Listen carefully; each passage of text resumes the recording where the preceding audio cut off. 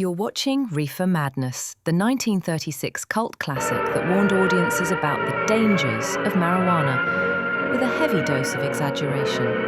It was meant to scare parents, but instead, it became a midnight movie hit for its over-the-top acting, wild plot, and unintentionally hilarious moments.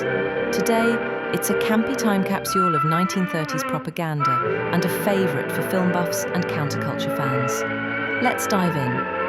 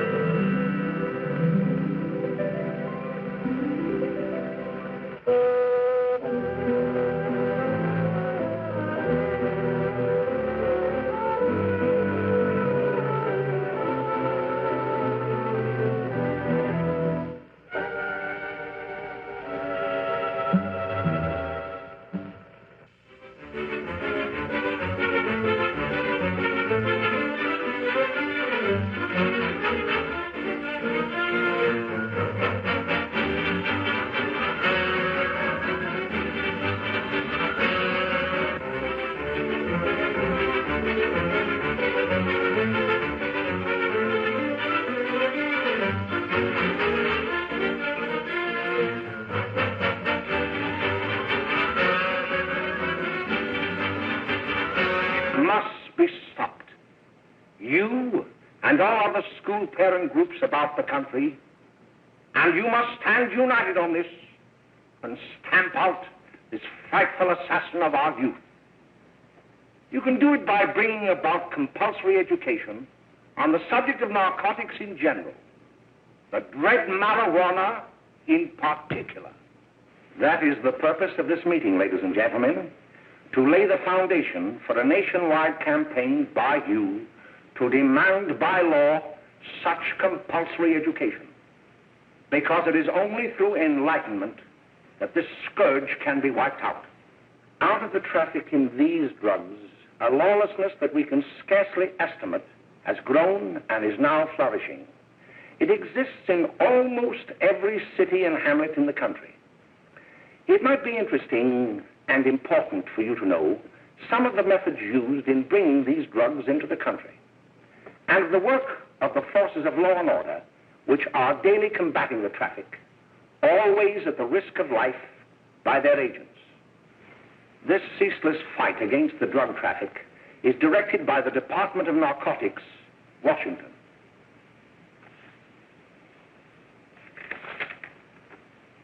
I've received a letter of vital importance from a member of the Narcotics Bureau. I'm going to read this letter to you.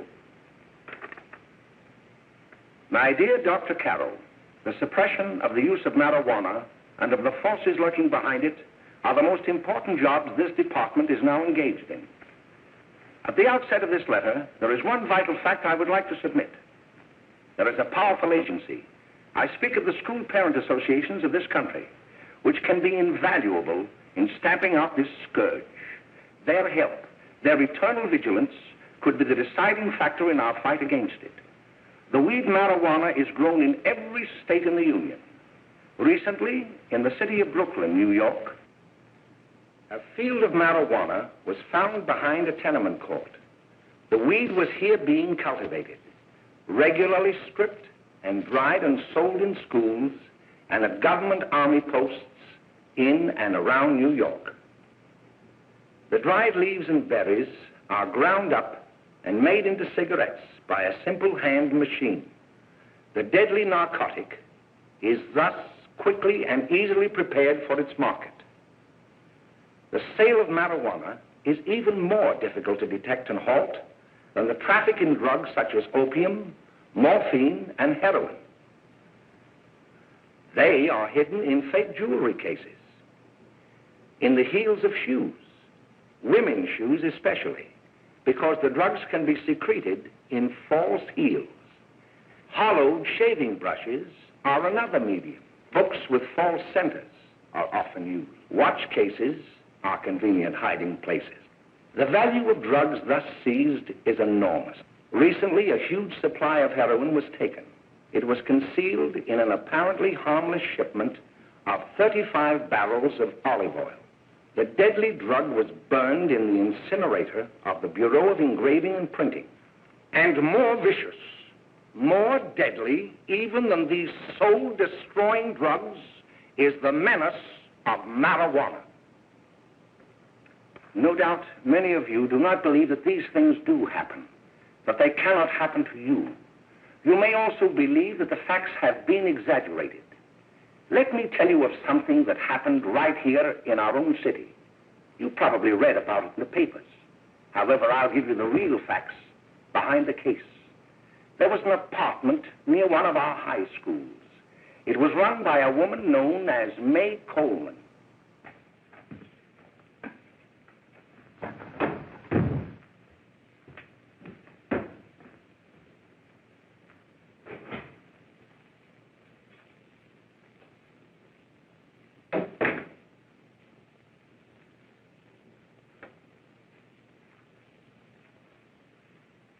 Hey, come on, May, get up.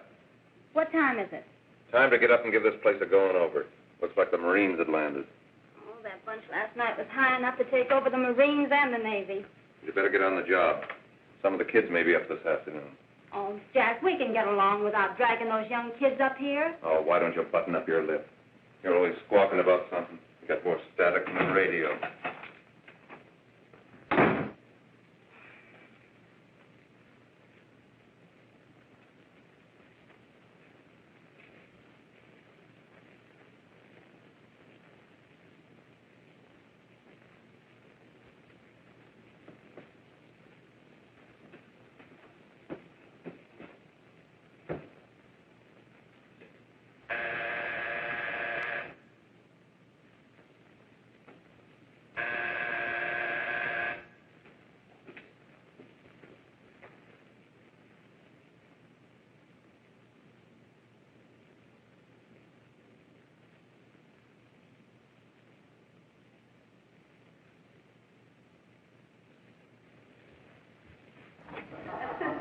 Oh, greetings.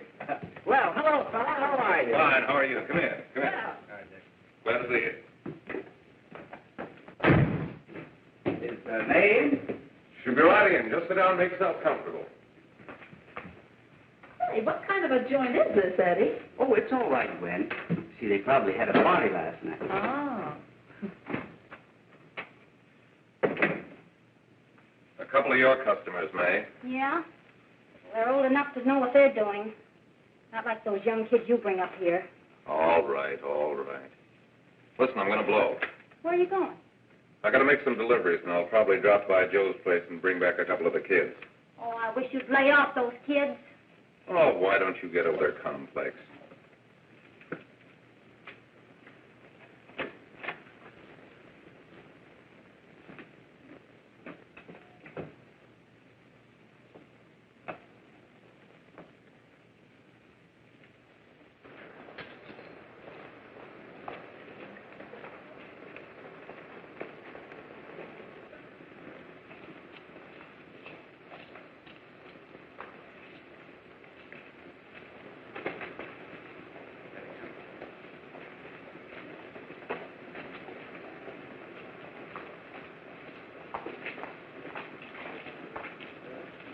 Oh, by the way, Ralph, I'm sort of getting a little party Saturday afternoon over at my grandmother's. You know, the place with the swimming pool? Like to come? Thanks, Eddie. Maybe I will. I'd sure like to have you. Okay, I'll probably drop over. So long, Ralph. See you later. Hey, Ralph. Hi, kid. Fine, Jack, and you? Oh, great. Where you heading? Oh. Hey, how do you like that?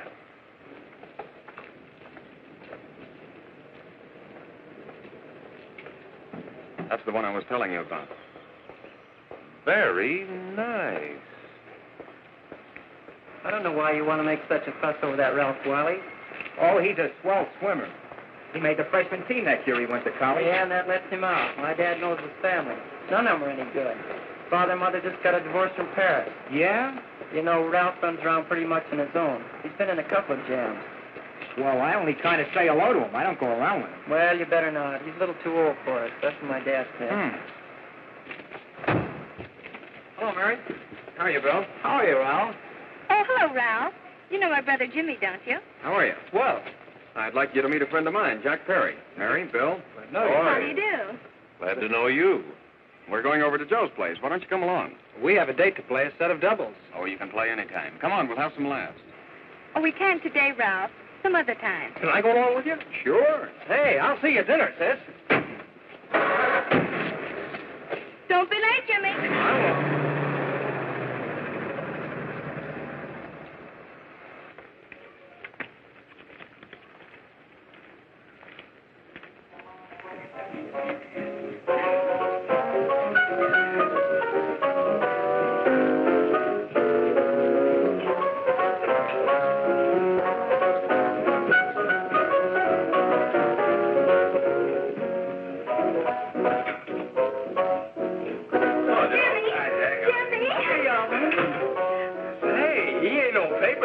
Why, don't you know him? That's Hot Finger Friday. Boy, he really swings out hot with a message jive. You want to dance? Do it.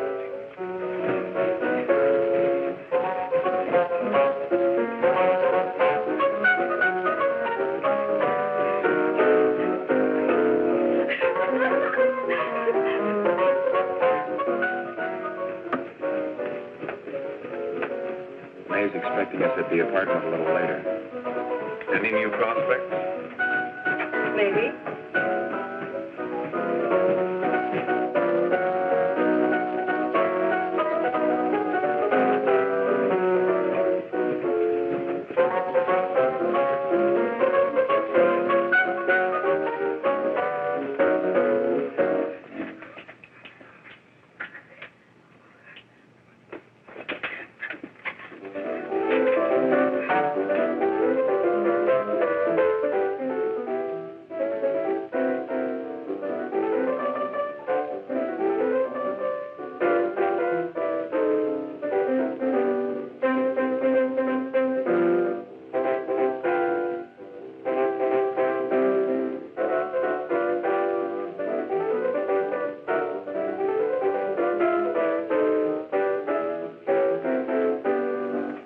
Oh, Jimmy, you're wonderful.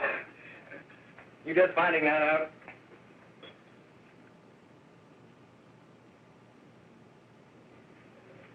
Why can't we go now? Sure. Hey, kids, we're having a little party up at my girlfriend's apartment. Wouldn't you like to come? Oh, I'd love to. You want to come, don't you, Jimmy? Oh, sure. Any place with you. Well, come along. We can all go in my car.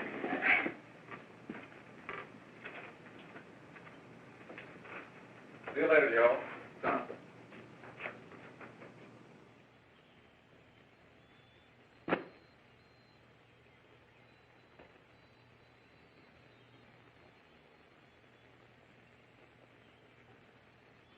It's sweet of you to help me, Bill. Well, I'll try anything except domestic science. Why, Bill, don't you want to learn something about running your own home? The answer is no. You know, after that session we had yesterday, I went home and told Mother that the trouble with her pot roast gravy was she hadn't added 3 heaping teaspoonfuls of olive oil. What did she say? She didn't say anything. She just threw me out of the kitchen. Well, I don't wonder. Hello, children. Hello, Mother. Hello, Mrs. Lane. That was sweet of you, Mother. Gosh, hot chocolate. Thanks, Mrs. Lane. I know you can't study on empty stomachs, Now then, enjoy yourself. He will. She will too, Mrs. Lane. May I? Oh, thank you, kind sir. You're so very, very kind. Mary, before we do that math, how about reading some of this? It's swell. Romeo and Juliet. Don't you like it? Uh-huh. You know, when I study this, I kind of think of you.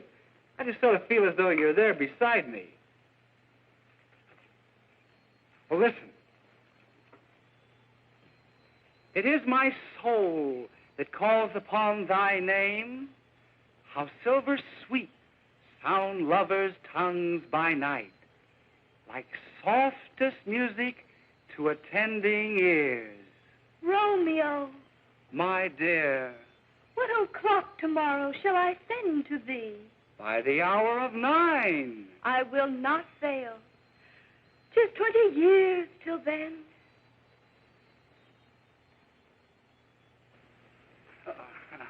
Well, I'll see you tonight, Mary. Goodbye, Mrs. Lane. Goodbye. Goodbye, So Bill. long. Gosh, oh! Oh, Bill. Oh, I guess I'm all right. Well, bye.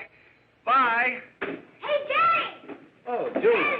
Well, hey. Hey, Dad, you got anything for me? Well, there should be. Don't bother your father every night. Have you? There you are. What made you so late, Bill?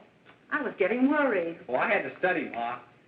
He was not. I saw him out walking with his girl. Bill's got a girl. Got a girlfriend. Ma, make him cut it out. Junior, Well, Bill has got a girl. quiet. And put that candy away till after dinner. Henry, you shouldn't have given it to him. Well, he has got a girlfriend, and her name is Mary. Yeah, I'll shut you up. Bill, Junior, put that carrying on. Junior! Oh, that's a little one. They're all right there, young. Mary's little lamb. Mary's little lamb. I didn't mean to Bill honest, I didn't. Oh, well, what I'm burned up about is that you didn't say Bill had a swell girl.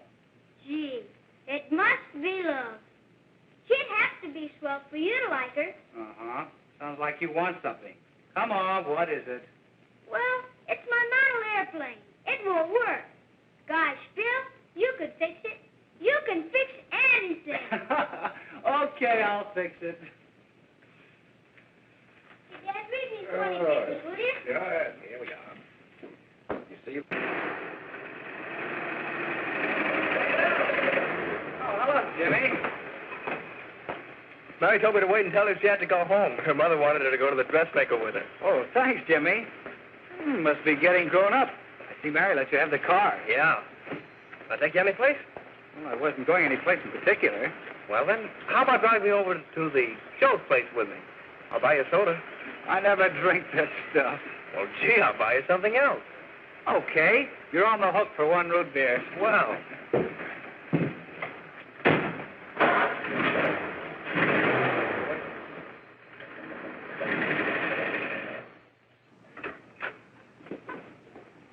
Hi, Bill. Hi, Jimmy. Hey, Jimmy. Hello, Jimmy. Hello, Bill. Come on, slide in. Hello, Blanche. Hello, Ralph. How are you? Well, Ralph, how have you been, Ralph? Hello, Jim. 2 sodas. No, I mean 1 soda and 1 root beer. How's May? Oh, she's fine. We're going up to her apartment a little later. Couldn't Bill come along? Mm-hmm. Well, don't come on along, Bill. You'll get a kick out of it. Thanks just the same. Oh, come on, Bill. Mary won't be jealous. Why, sure. A lot of the kids will be there. It's keen. Well, I don't know. I really shouldn't. Well, okay.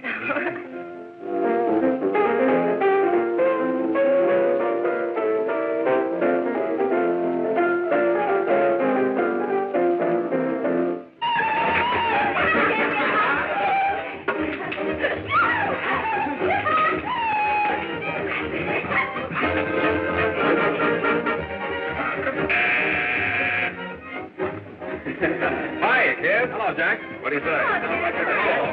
Yeah, come on in.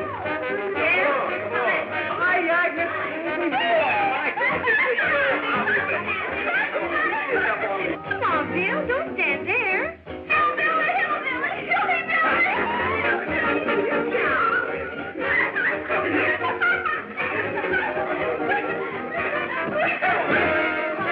Oh, I'm Egg. This is Bill Harper. He's okay. Hello. Well, if you say so, it's all right with me. I'll be back in a minute. Hiya, kids. How you doing? Okay, hi, Ray. There's a new one in today. Yeah, Bill Harper. He's all right. Blanche has got herself quite a yen for him. Not bad. I didn't think she had that much taste. She knows what she's doing. She's got Ralph nuts about her, and now she's got her hooks up for this new kid. Say, we haven't any more smoke. You better run over and get some. Why couldn't you find that out when I was here this morning? Now I've got my car in the shop. Well, what of it? That kid out there, Jimmy, he's got a car. He'll take you. Come on, get going. Hurry up.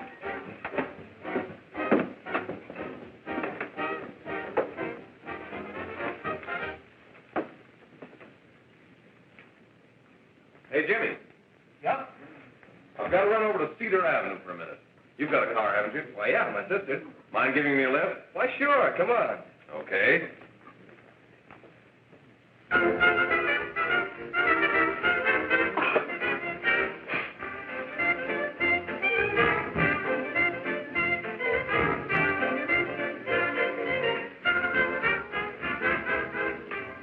No, thank you. Well, here we are. Oh, thanks. Oh, May, don't forget me. I never forget you. Oh, here. If you want a good smoke, try one of these.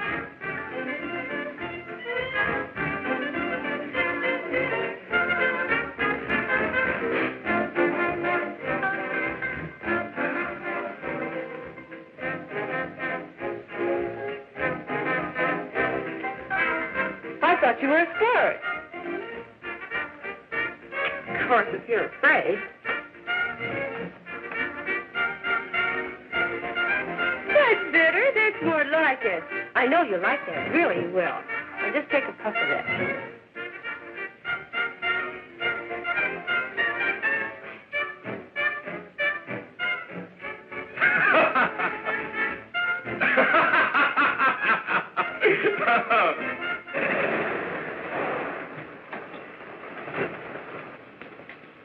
Just be a minute, kid. Hey, Jack, get me a cigarette before you go, will you?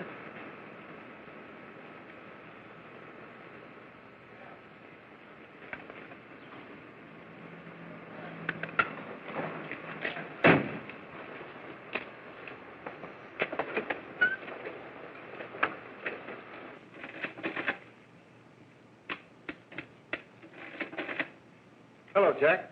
Hi, boss. How's business? Getting better every day. Those kids sure go for it. Swell. Had to run over for a couple more cartons.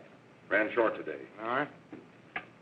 Danny, that's 10 gross for Jack Perry. Who? Pete Daly. All right, send him in. It's all right, stay where you are.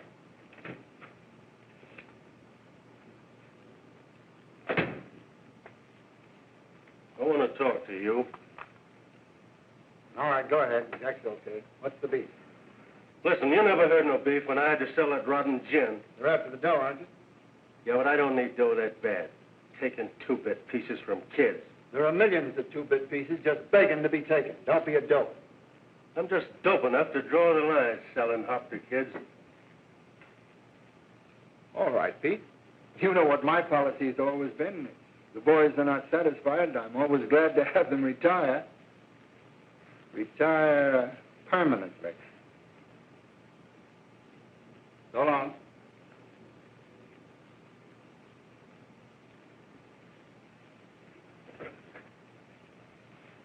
I only wish you had a couple of kids so I could... Get out! All right, Jack, pick up your stuff from Danny. They'll be ready by now. Okay, boss.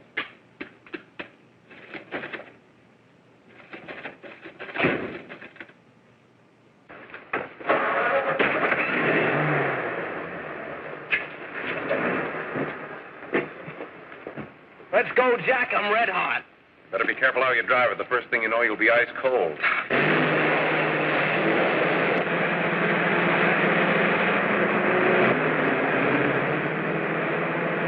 Take it easy, kid. Hold on, you somebody.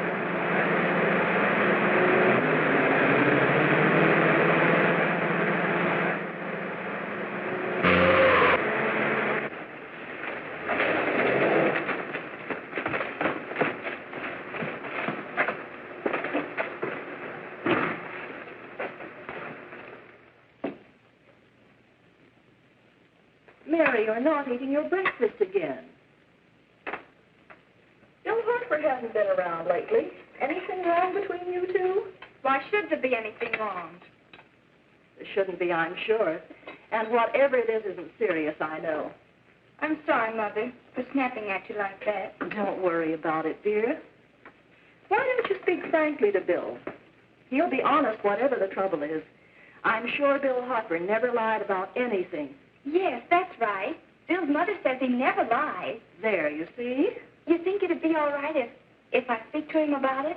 Why, of course. Oh, Jimmy. Oh, Sit down, darling, and I'll have your breakfast for you in a moment.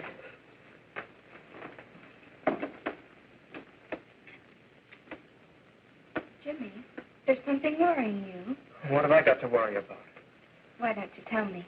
Well, for Pete's sake, don't start to cross-examine me, will you? I'm all right. Jimmy! Don't let Mother see you like that.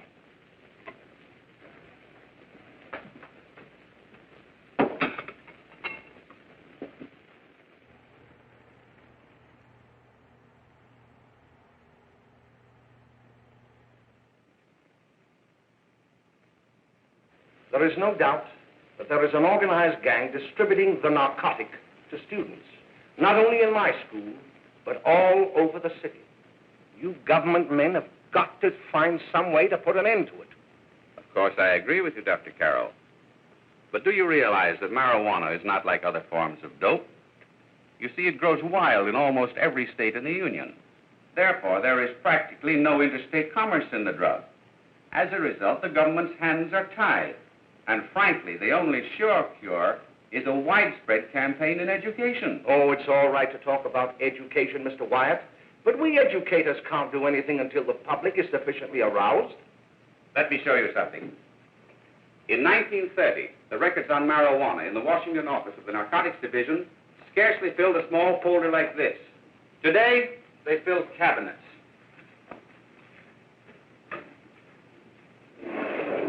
All these devoted to marijuana records. Here is an example. A 16-year-old lad apprehended in the act of staging a holdup. 16 years old and a marijuana addict. Here is a most tragic case. Yes, I remember. Just a young boy. Under the influence of the drug, he killed his entire family with an axe. Then there is the most vicious type of case. Here, in Michigan, a young girl, 17 years old, a reefer smoker, taken in a raid in the company with 5 young men. Here is a particularly flagrant case. Yes, I remember. The newspapers made quite a play of it. In West Virginia, wasn't it? Yes. And there are hundreds of them coming up, new ones every day. I'd like to take these records, if I may. I feel they would be of invaluable assistance to me in combating the evil in my school. You're very welcome, Dr. Carroll. Thank you. Sit down, Bill. There seems to be something wrong. What is it? You were always a fine student. You always had excellent grades. Well, I guess the work is getting a little harder, Dr. Carroll. No, it isn't that. Bill, I'd like to help you. But of course I can't unless you let me. You're undermining your health. Well, there's nothing, Dr. Carroll. Really, there isn't. I'll study harder, honest. Honest? If you were being honest with me and honest with yourself, I'm afraid you'd tell me an entirely different story. Bill, I'm going to ask you a straightforward question. And I'd like to have a straightforward answer. Yes, sir. Isn't it true that you have, perhaps unwillingly, acquired a certain harmful habit through association with certain undesirable people? Well? Oh, no, sir, I haven't, Dr. Carroll. Well, that is, you see, I'm worried about something at home. All right, my boy? We'll just have to let it go at that. But remember, if you ever want to confide in me, no one will ever be the wiser. Well, thank you, Dr. Carroll.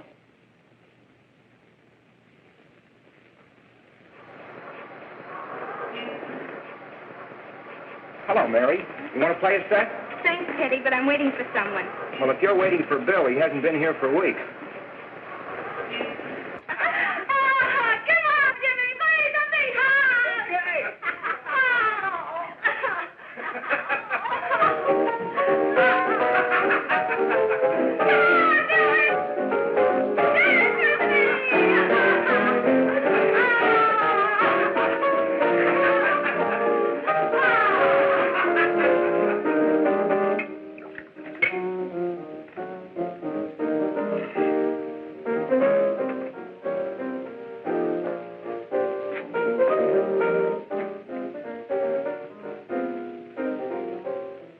Doesn't take that new kid long to catch on.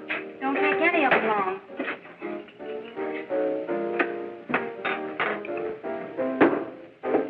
Say, don't you ever get fed? You're feeding me, can't you see?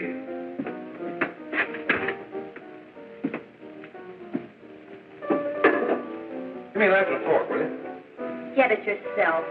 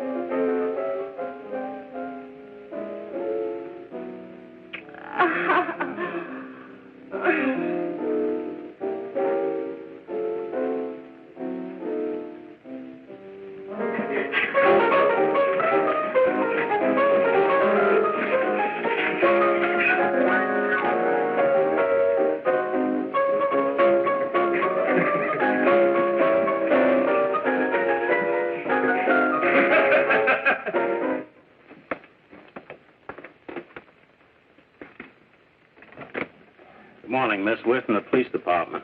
Good morning. We're tracing a hit-and-run driver. Someone caught the license number at the place of the accident but didn't get it quite right. So we're checking all numbers like it, and yours is one of them. Well, I'll try to help you. You remember what you did on the 29th of last month? Oh, that was the day before Mother's birthday. Oh, yes, I remember that because I left school and went directly to the dressmaker's with Mother. I was there all afternoon. Did you happen to loan your car to a couple of men? No, I had the car all afternoon myself. Well, thanks, miss. Sorry to have troubled you. Tell me, was the person killed? Fortunately, he wasn't, but that's still no excuse for hit-and-run driving.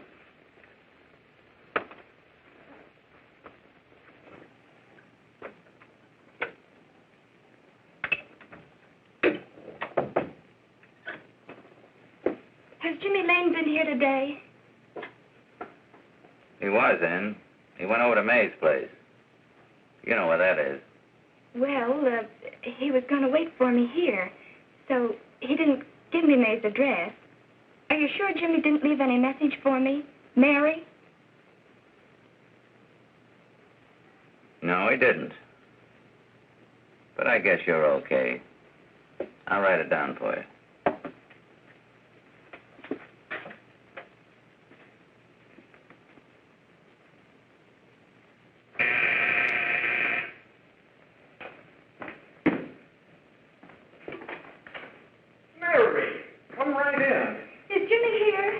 He's around somewhere. I think he went out to take Agnes home, but he'll be right back. Come in and sit down, Mary. And let me take your coat. Who's the new kid just came in?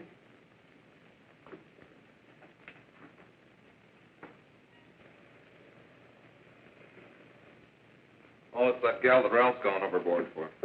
It's funny, we've never been able to get her up here before.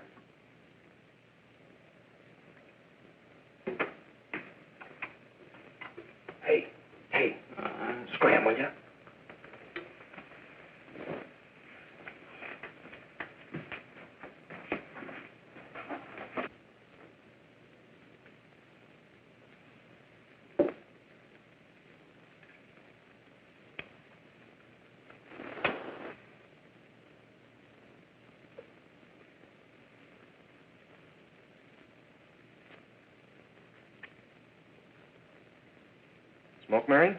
Thanks. Are you sure Jimmy will be back soon? Sure, any minute.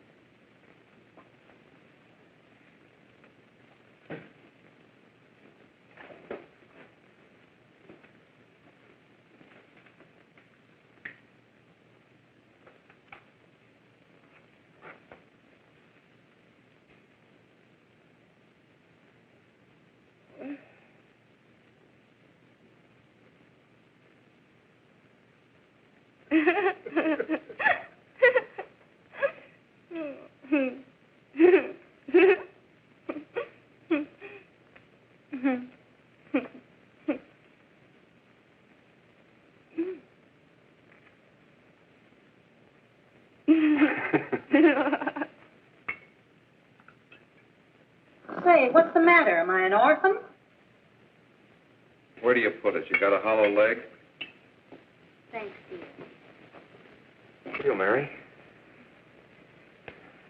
Oh, Mary, give me a Don't. Mary. No, don't. Please, no. Oh, Mary. No. Leave me alone. Go away. Mary, give me a Go away.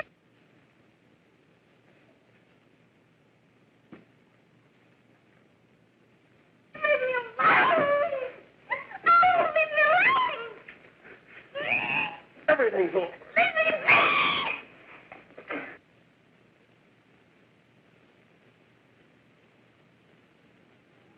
Romeo, what o'clock tomorrow shall I send to thee? It's sweet of you to help me, Bill. Oh, thank you, kind sir.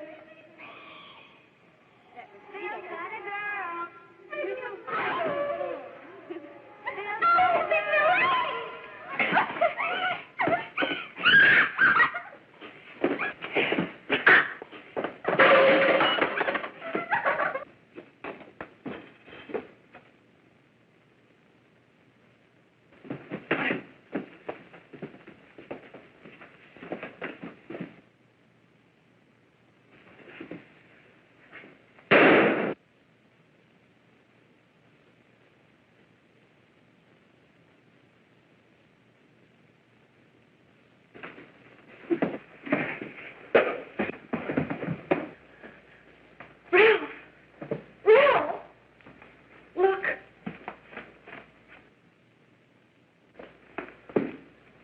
Jack, is she all right?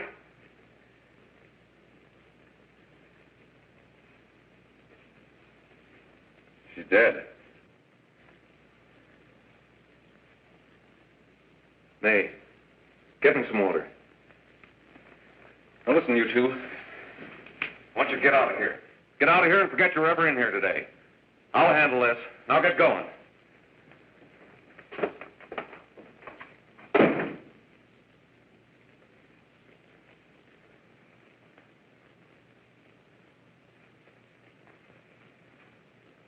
Give it to me.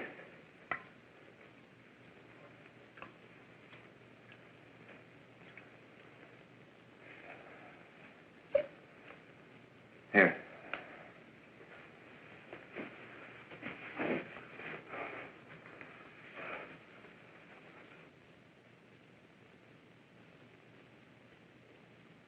Harry.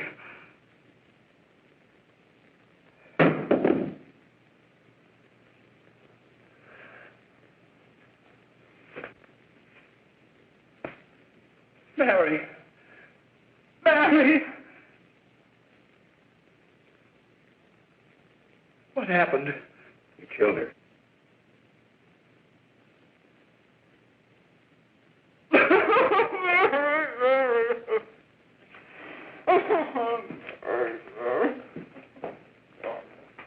Look.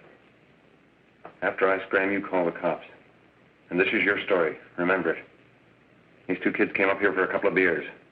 You were out in the kitchen, you heard the shots. When you got in here, that's what you found. Just stick to that story. Mary! Mary, speak to me. Mary! Fun fact, most of the actors were unknowns at the time, and some were told this was a serious educational film. Little did they know it would be laughed at for decades.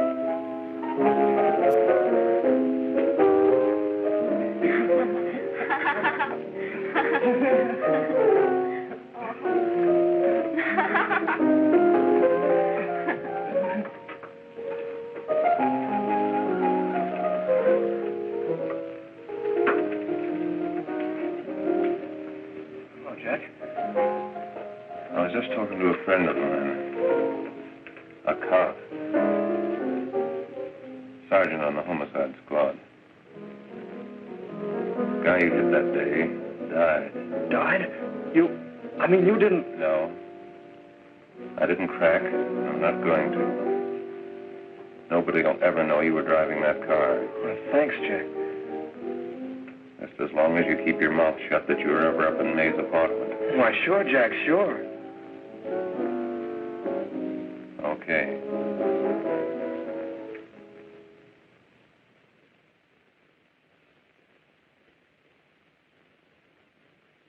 Your Honor, I'd like to recall Dr. Alfred Carroll to the stand. Call Dr. Alfred Carroll to the stand.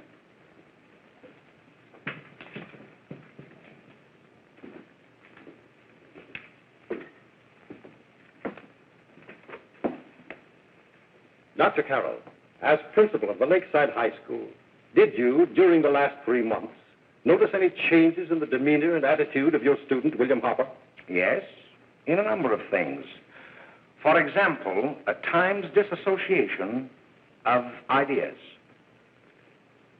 In another instance, I happened to attend the recent interscholastic tennis matches. And while Bill Hopper had been considered an exceedingly good player, I saw him miss the ball by as much as 3 or 4 feet.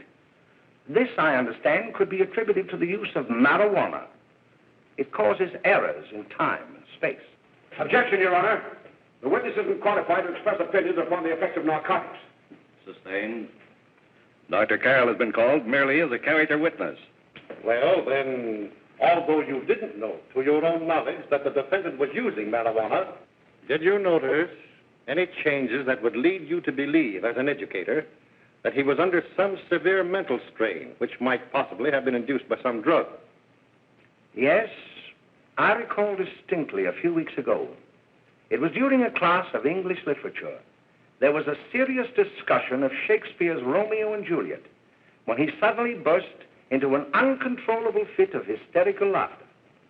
Oh, by the way, Dr. Carroll, 6 months ago, what would have been your opinion regarding the character of my client? He was a fine, upstanding American boy, a good scholar, a good athlete, and representative of the caliber of young men we are proud to graduate from our school.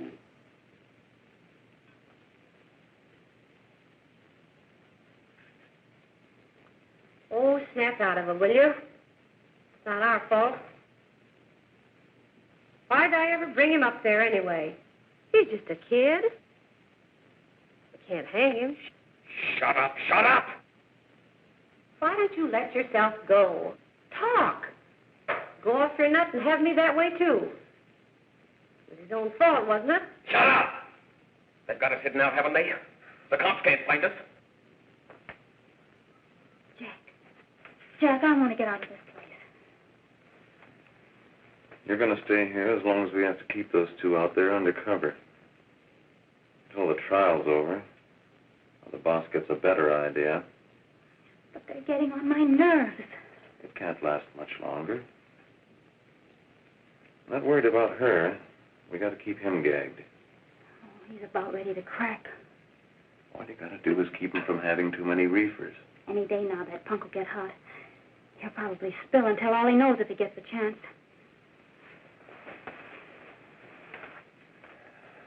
I don't think he'll get it. I'll see you later. Where are you going? I'm going to see the boss.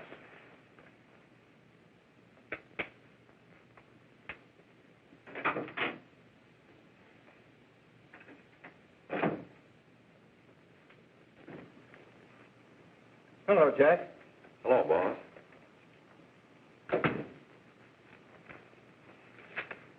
What are we going to do about that Wiley guy? Still jittery, huh? I don't know what the punk's going to do. Keep feeding him those hot sticks. That's what May's been doing. That's no good. I got a hunch that he's due to crack when that Harper verdict comes in. If he's on the tee, he's liable to take a powder on us and blow his topper to the DA. You mean you think we'd all be better off if he never heard the verdict? Well, what are you waiting for?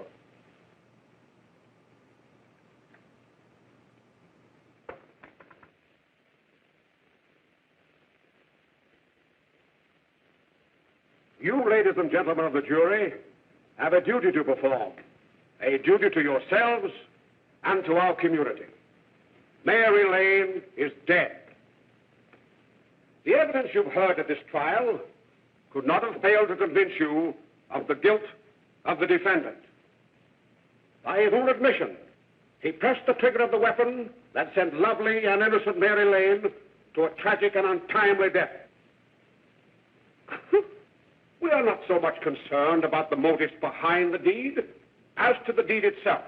While the defendant has told you that he saw someone attacking Mary Lane and that his mind went blank from that moment on, the defense has been unable to produce one witness to substantiate that statement. Now, ladies and gentlemen of the jury, you have heard able men testify at this trial, men who have tried to bring out the fact that the defendant might have become momentarily insane when he fired the shot that killed Mary Lane. But the defense has been unable to prove that he was insane. William Harper was sane when he visited the apartment where the tragedy occurred. He was in the habit of visiting the place. He was sane when he went into a bedroom with another young woman. You've all heard what went on in that room. You heard it from the defendant's own lips. Involved as he was in a tawdry love affair, Mary Lane was in the way. She had found him out. In a moment of anger, he deliberately and willfully killed her. If such deeds are permitted to go unpunished, this community would cease to be a decent and safe place for us or our children to live. I do not believe I have to plead or even demand that you bring in a verdict to punish the defendant for the crime that he has committed against society. You are upright citizens. That is why you were chosen to judge another. And as honest, upright citizens, there is only one verdict which you can find, and that is a verdict of guilty. And this court will be adjourned until the jury's verdict is reached.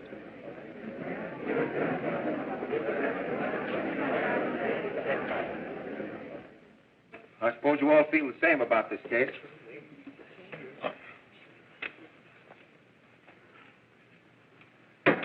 But he might have been insane when he did it. No, he wasn't. He knew what he was doing.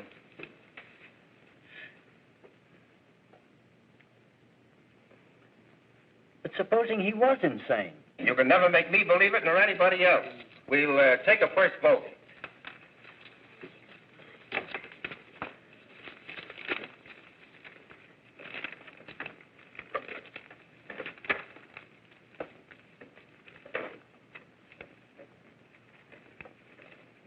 $11 for conviction, 1 for acquittal.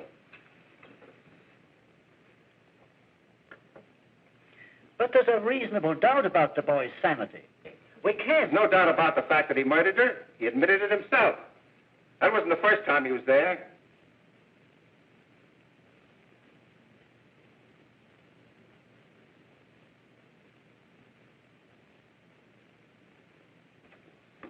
We got to make an example before boys like that contaminate all of our children. We can't have every murderer hiding behind the gag that he's insane. Sure, they see red before they kill somebody. But whose fault is it?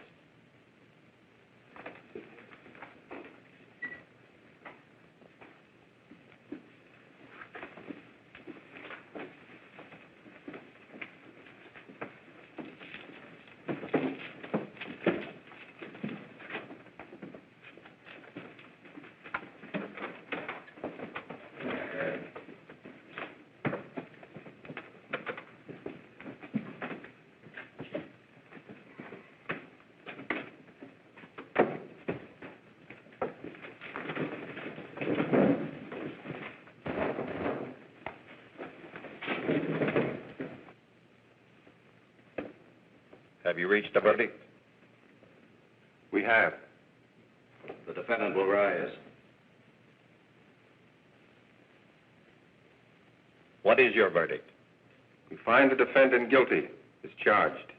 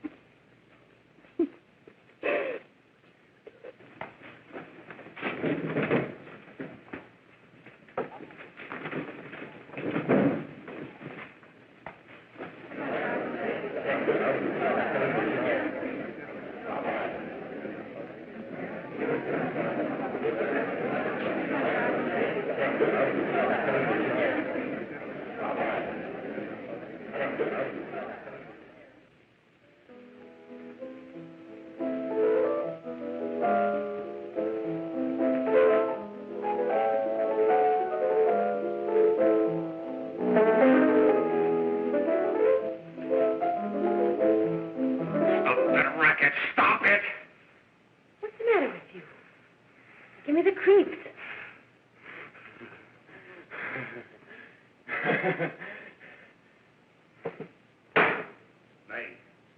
May! What do you want? Bring me some reefers.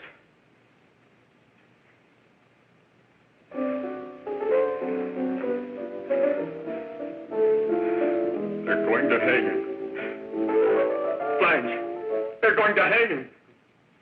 Oh, come on. Get a hold of yourself. Here you are.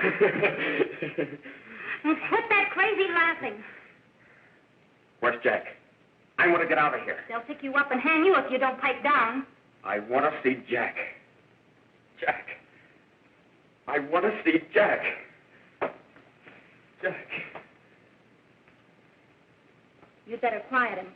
I can't do anything with him.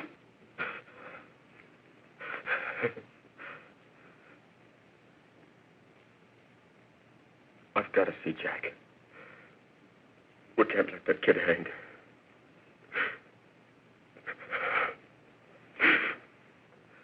He'll be here. Don't worry. He'll be here in a little while. I've got to see him. I've got to.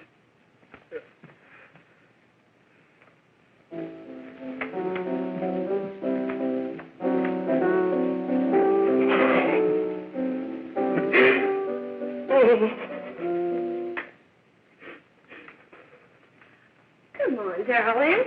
Everything will be over soon. Do you want me to play something for you? Yeah, that's it. Play something. All right. Come on. Sit down.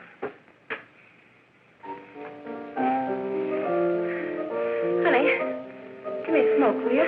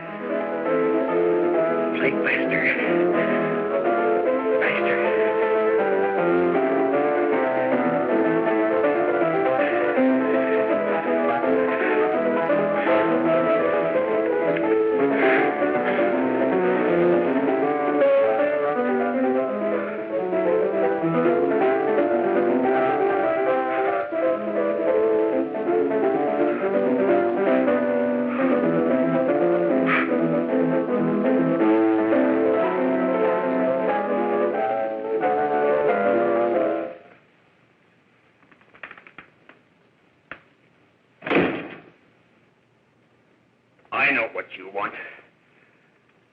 You want to kill me. You're crazy. Take it easy, kid. I just want to talk to you.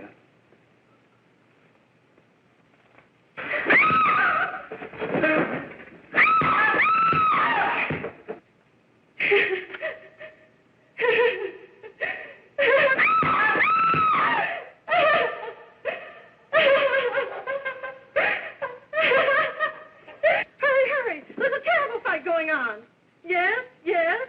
Apartment 32.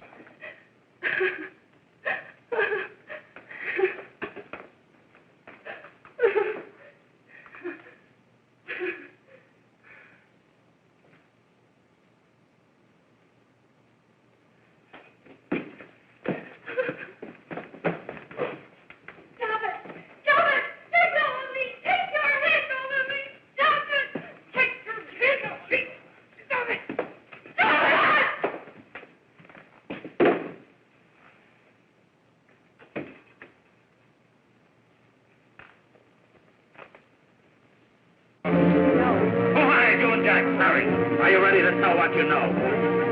Yes.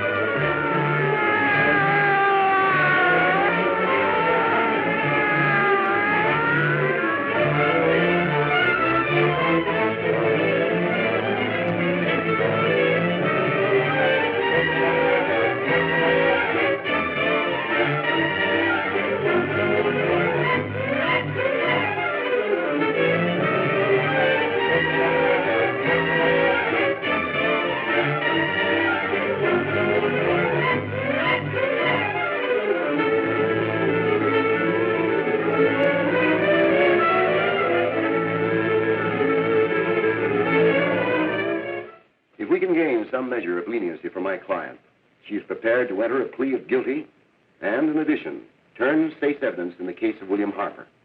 I regret that this court is not prepared to bargain with justice. I'll tell anyway. I was there. I saw it. I know who killed Mary. And I'll tell you who killed Mary Lane. It wasn't Bill. It was Jack. Jack Perry. He shot Mary, and then he put the gun in Bill's hand. We were all at the apartment one afternoon, and Mary came in looking for her brother. Bill and I, we'd been in another room. And Bill came in. He caught Ralph with Mary, and they started to fight. But it was Jack who had the gun. He was going to hit Bill over the head with it to make him stop. And then the gun went off. I saw it. I can see it now. It was horrible. And before he knew it, Mary was dead. But you see, Judge, Bill didn't know he hadn't killed Mary. He was so doped up, they made him think he had. Ralph wanted to tell you, too. Oh, if they'd only let him. But this is the truth, Judge. I'm telling you the truth. After Jack saw the poor thing was dead, he put the gun in Bill's hand. It was Jack's fault. And it was my fault, too. I got all of them to come up to the apartment. I'm just as much to blame. I am. Do I understand you wish to plead guilty to a charge of fostering moral delinquency in the case of William Harper? Yes, I'm guilty. I am. Prepare a statement for signature.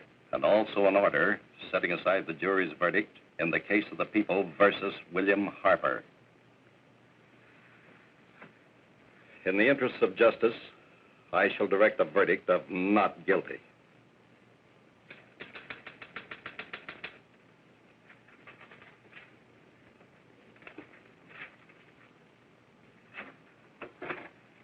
Sign here, please.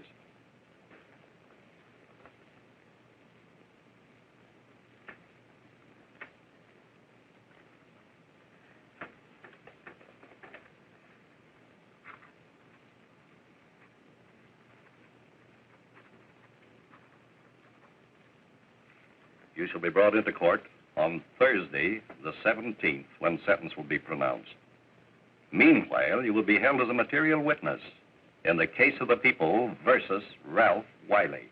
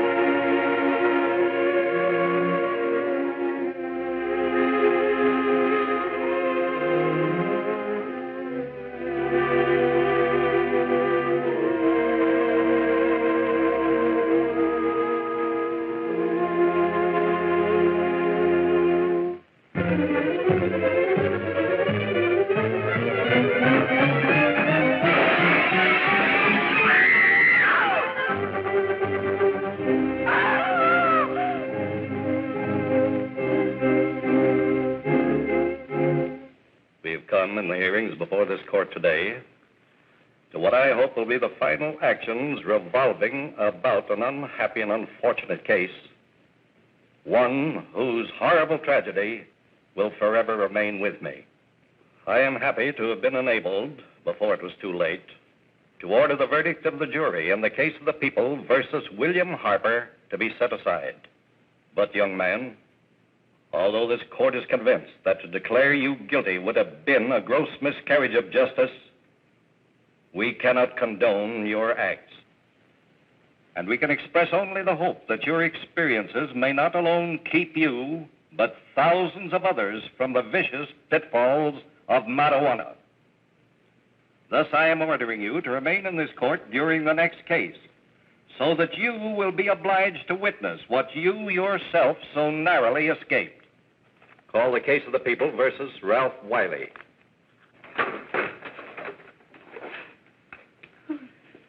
Bill. Bill.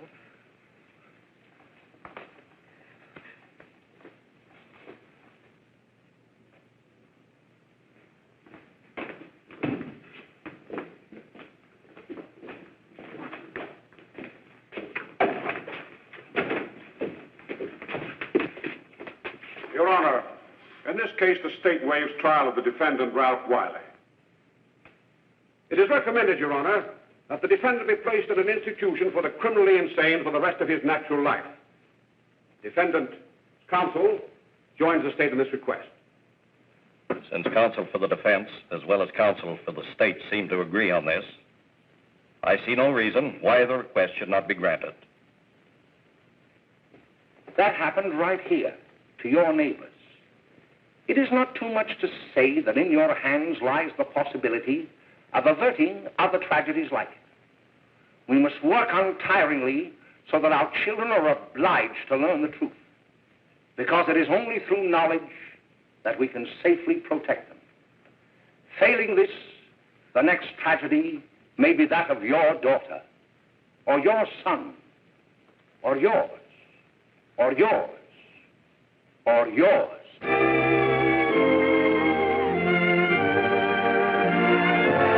Thanks for watching Reefer Madness. Whether you saw it as satire, history, or just a weird ride, it's a perfect example of how fear shaped early films. If you enjoyed this restored gem, hit like, subscribe, and check out more vintage cinema on this channel. Drop a comment with your favourite unintentionally funny moment, and stay curious, film lovers.